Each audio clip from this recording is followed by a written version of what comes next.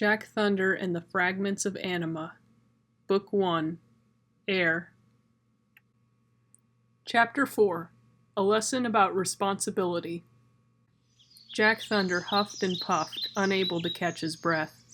That spell had taken a lot more out of him than he thought it would.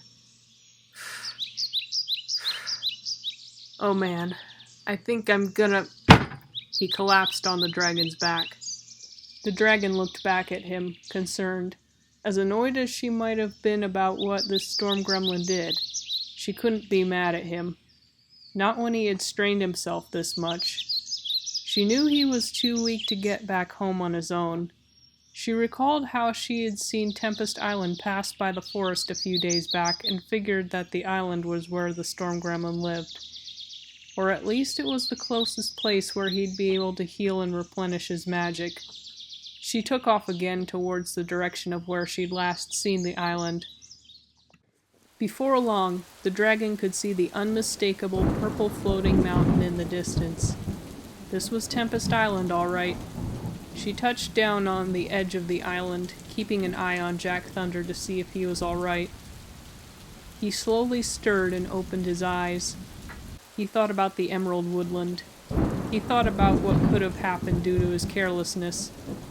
About how he forced a dragon who had nothing to do with this to risk her life to help clean up this mess. It all made him sick to his stomach. What seems to be troubling you, young one? I really loused up this time, didn't I? He couldn't even look her in the eye. I mean, I just wanted to bring some rain to help with the drought, and I nearly destroyed your home with a tornado instead. He sighed. I guess Frosti was right. I'm not responsible enough for this kind of power. The dragon didn't know what to say. Who's Frosti? She finally opted to ask. He turned to her. Frosti's my sister. She's probably looking for me right... Jackie! There you are! I've been looking all over for you! Jack Thunder cringed. He must have worried her when he didn't come back. As if his little stunt with the staff didn't rack him with enough guilt. And, she turned her gaze up at the dragon. Who might you be? The dragon smiled. Oh, you must be Frosti. I'm Scylla of the Emerald Woodland. Your brother told me about you. Jack Thunder tried to hide behind Scylla's wings. Some part of him thought that if Frosti couldn't see him, he didn't have to face his actions in front of her. It was a cowardly move, and a ridiculous one, but he couldn't help it. He peered out from his hiding spot. He needn't have bothered. She saw him anyway. He did? What were you doing in the Emerald Woodland? Tears filled his eyes once again. Frosti, He couldn't take it anymore. You were right, okay? I wanted to show you I could be responsible with the staff. I tried to summon a north wind spirit to heal the drought here, but when it started snowing, I summoned a south wind spirit to warm it up enough to rain. Instead, they started fighting and a tornado nearly tore through the place. He gasped for breath as he reached the end of his rant. He shoved the staff into Frosti's hands. You're just gonna have to take it away from me. Frosti was silent for a good moment. She tried to process all that her brother had told her. Oh, she said at last. Well, that explains that nasty spat in the east earlier. Jack Thunder propped his hand against Scylla's neck as he felt faint once again. That's why Scylla's here, he panted. She helped me while I was putting out the storm. Frosti gasped in shock. You extinguished a tornado yourself? Scylla answered for him. Yes, I flew him close to the tornado, but he banished it. He used up all his magic. At that moment, Jack Thunder collapsed to his knees, unable to support his own weight anymore. Frosti picked up her shaking brother, gently placing him on her back. Come on, let's go home. He snuggled up to her shoulder, once again too exhausted to keep his eyes open. As for you, she turned to the staff, you're going into my private study. I want to look at your powers.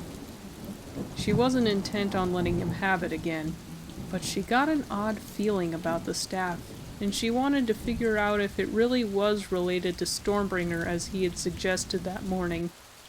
It couldn't be coincidence that it looked exactly how the legends described it, and it contained enough power to create and destroy a tornado all on its own. What knockoff could do something like that? Ugh, anyways, she turned to Scylla. Thank you for helping my brother and bringing him home. I'm sorry he caused you so much trouble. He means well, but he doesn't always think before he acts. Don't worry. The forest is not harmed. He actually helped us by bringing the storm, Scylla affirmed. If the spirits hadn't started fighting, it would have been perfect for us. Ha! Well, he's not going to be summoning anything for a long time. Not until he's much older. Frosti rolled her eyes. Are you going to be alright getting home? I flew close to a massive twister only a half hour ago. I'm sure I'll be fine. Well said. Frosti couldn't help but think. She watched Scylla disappear into the distance. She turned to her brother on her shoulder.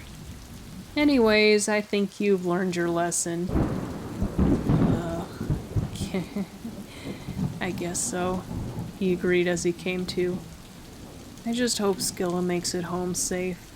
I'm sure she's fine, Jackie. They were silent as they made the long trek home. It was only about 15 minutes back to the Storm Gremlin village, but to Jack Thunder, it felt more like hours. Finally, they arrived. Well, here we are. Jack Thunder slid off of his sister's shoulder and made the journey back to his bedroom. He'd had more than enough adventuring for one day. Ugh, it's getting late. Never thought I'd be so tired. He started getting himself ready for bed. He went through the motions of his bedtime routine, brushing his teeth, peeling his jumpsuit off, and fixing the sheets on the bed. He couldn't help but think about how much trouble he'd gotten himself into that day.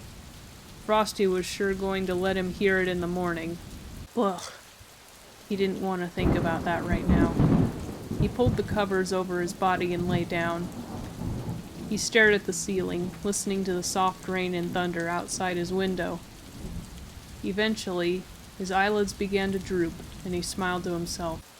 He was back home. He was in his bed. He was safe. He could worry about the mess he'd made tomorrow morning.